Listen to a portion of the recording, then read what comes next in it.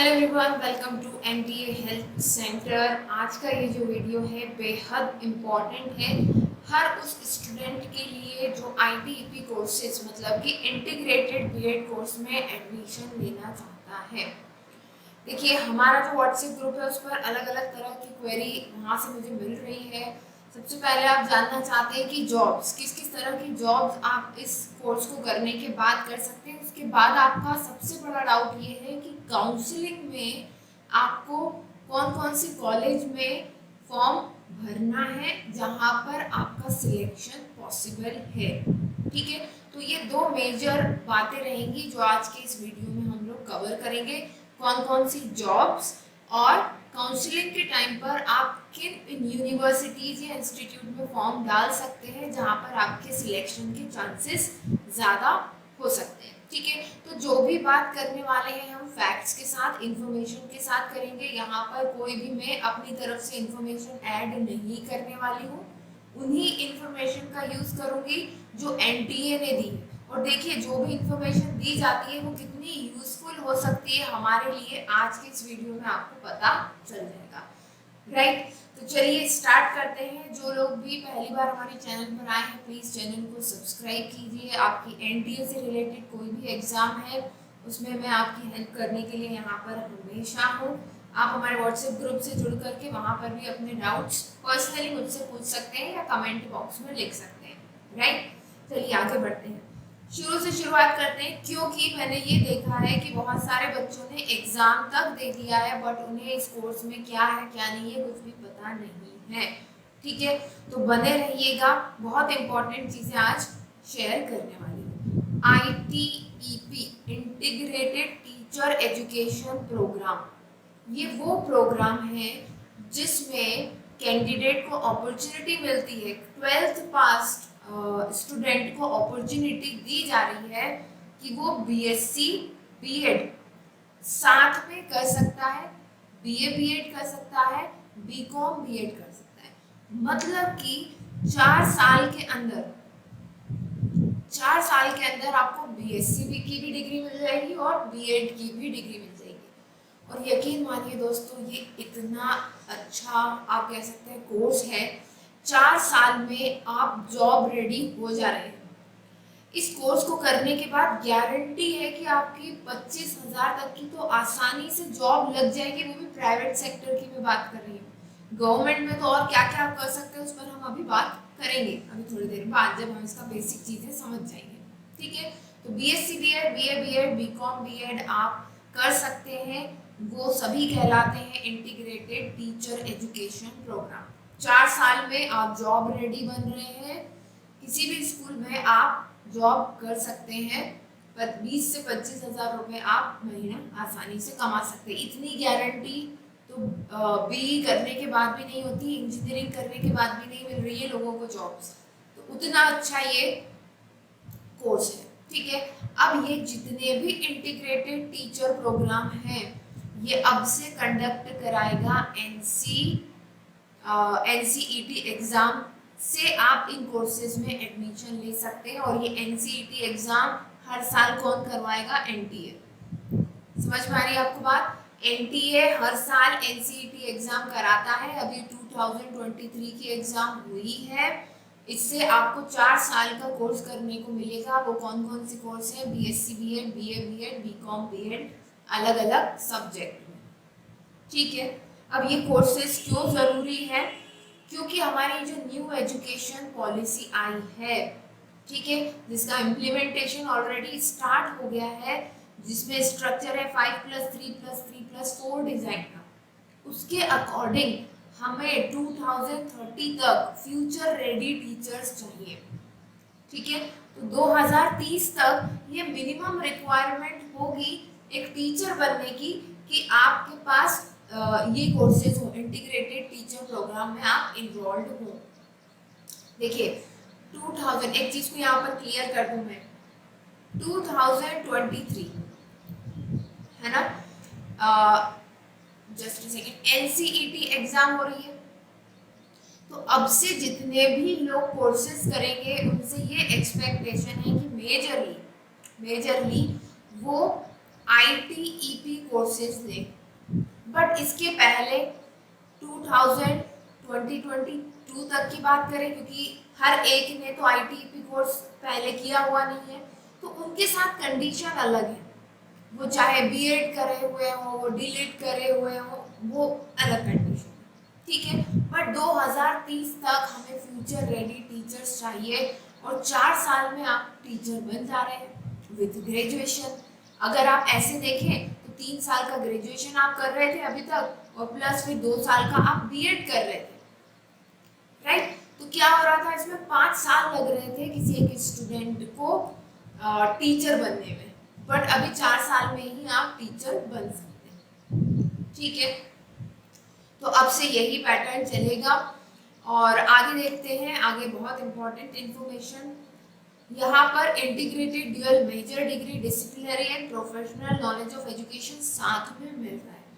अब आपका ये सोचना है कि मैडम हमें जॉब, कैसी जॉब मिलेंगी, कौन सी टीचिंग जॉब्स इसके बाद हमें मिलने वाली है, राइट।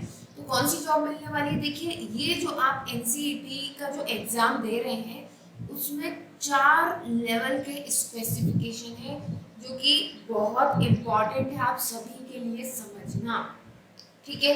और इसके बाद किस तरह के कोर्स में कितनी सीट है उस पर भी हम बात करने वाले हैं, ठीक, इतना क्लियर।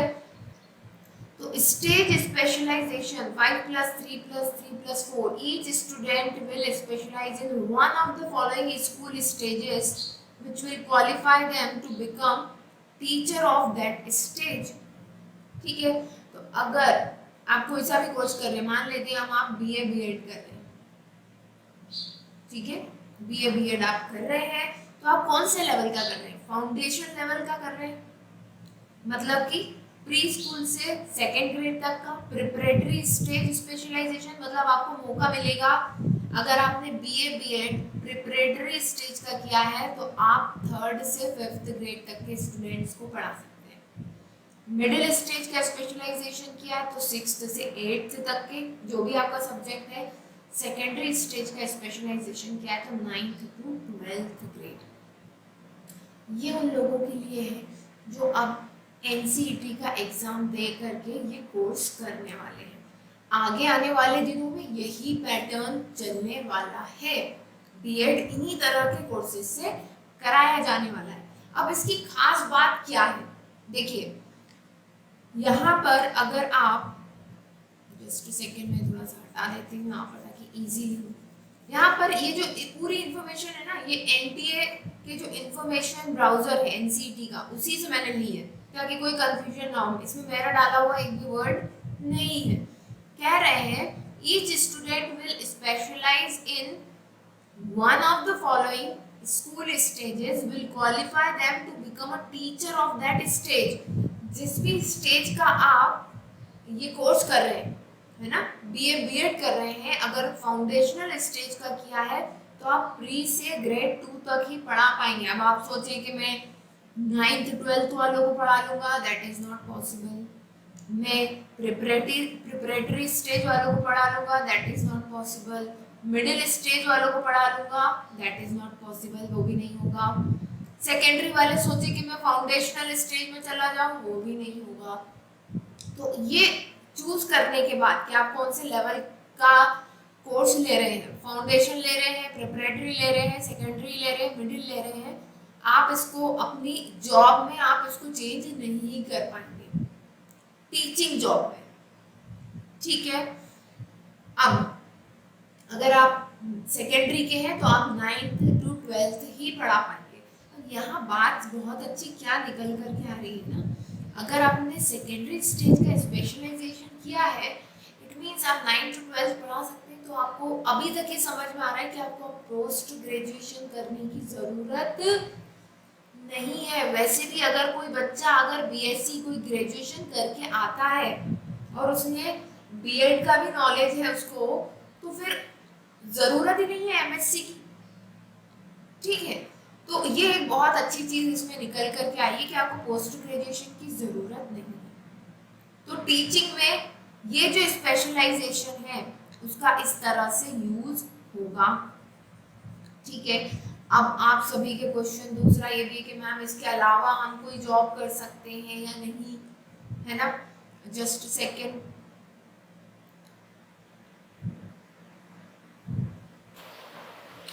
राइट, तो बिल्कुल आप जिस तरह का जॉब करना चाहें उस तरह का जॉब कर सकते हैं। आप टीचिंग में प्राइवेट एंड गवर्नमेंट दोनों तरह के जॉब कर सकते हैं।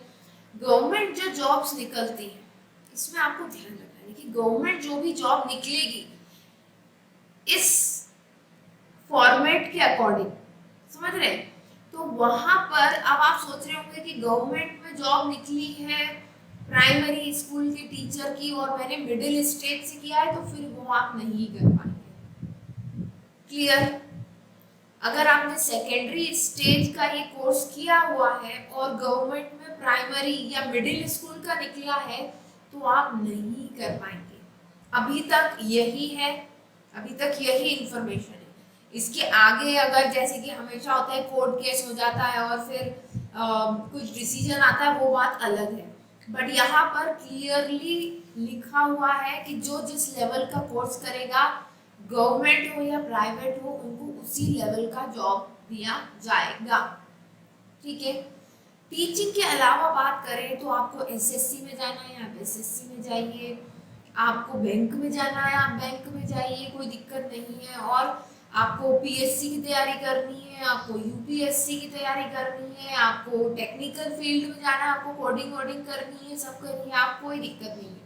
किसी भी फील्ड में कोई प्रॉब्लम नहीं आएगी।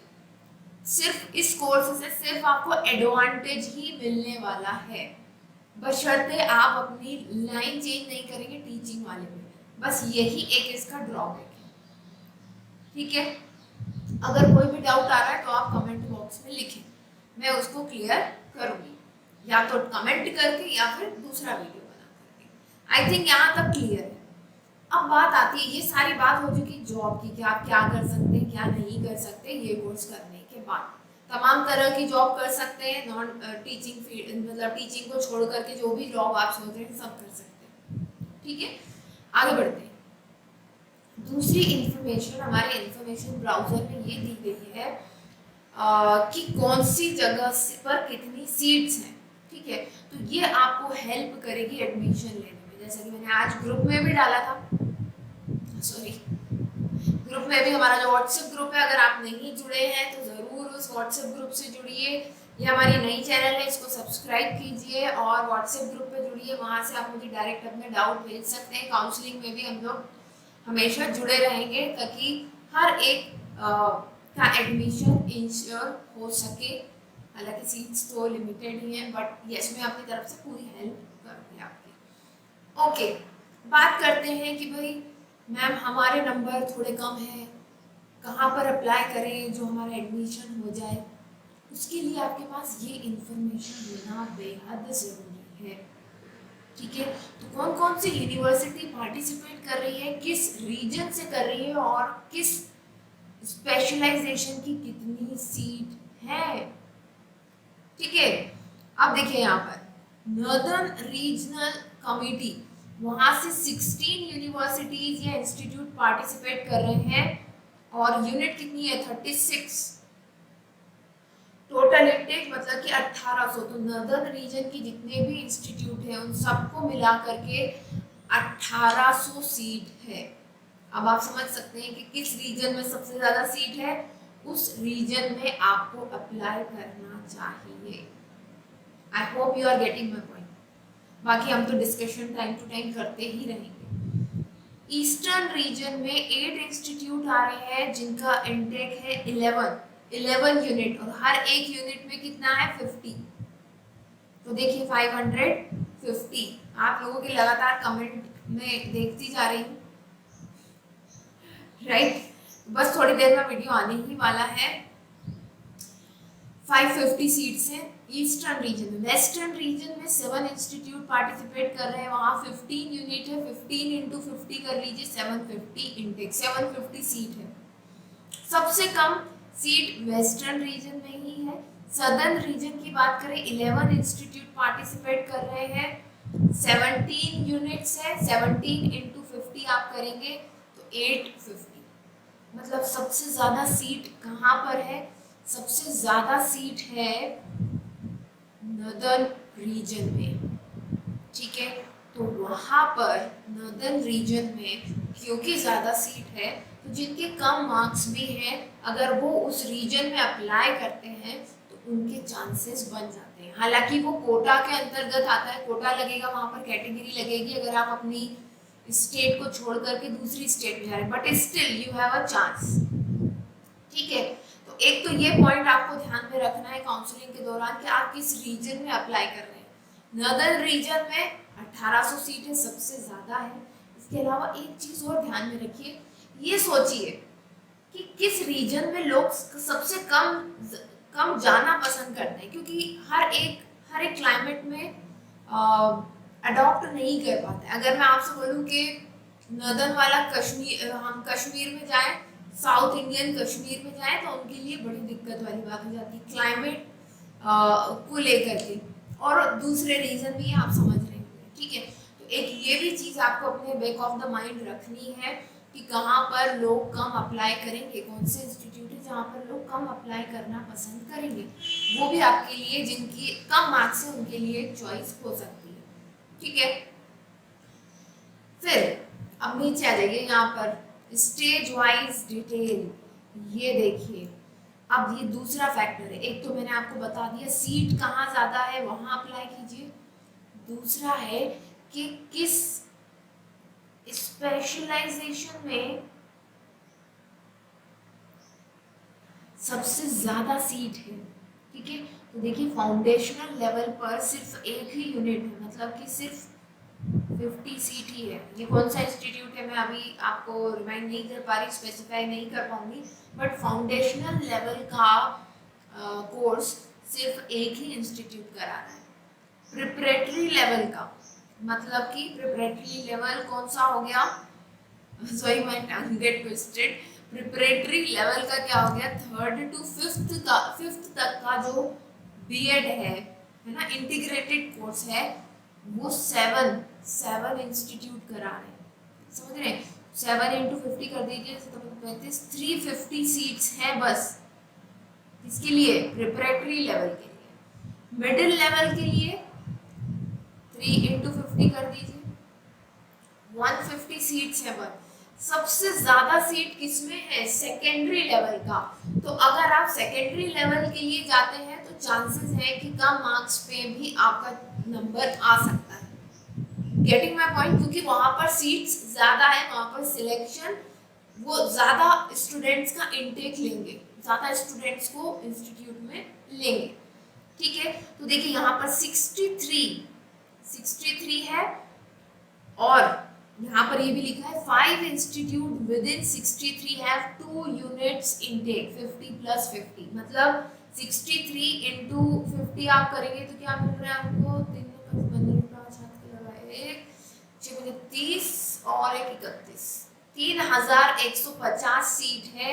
उनमें से भी 5 ऐसे हैं जिनमें डबल इनटेक है, वो 100 ले रहे हैं, तो ये सीट और बढ़ जाएगी, अराउंड 3500 तक ये सीट जाएगी, ठीक है। तो सबसे ज्यादा सीट किस में है, सेकेंडरी में।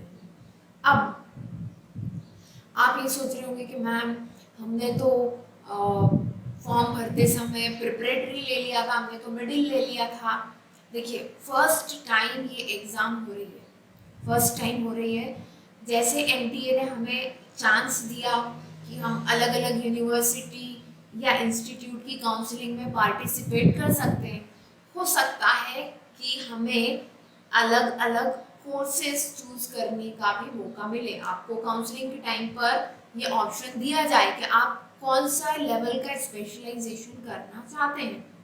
तो सेकेंडरी लेवल के स्पेशलाइजेशन की तरफ अगर आप जाते हैं तो वहाँ ज़्यादा सीट्स हैं, तो इनटेक ऑफ स्टूडेंट ज़्यादा वहाँ पर होगा। तो हो सकता है जिनके कम मार्क्स भी आएंगे कट ऑफ से, वो भी इसमें अप्लाई करेंगे तो उनका नंबर भी आ सकता है, ठीक है।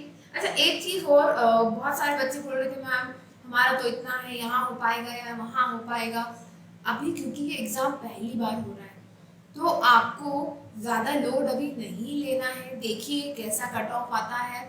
फॉर्म आपको हर जगह का भर देना है। अगर आप बहुत चाहते हैं कि हाँ हमारा एडमिशन हो इस कोर्स में, ठीक है, देखिए इम्पोर्टेंट हो जाता है कोर्स। हाँ, यूनिवर्सिटी को हम सेकेंडरी लेवल पर रख सकते हैं। भाई 4 साल का कोर्स करने के बाद आपको कितना फायदा है, वो फायदा आप कश्मीर से करेंगे तब भी है, वो फायदा आप RI भोपाल से करें या RI अजमेर से करें, वहां से भी वही फायदा है।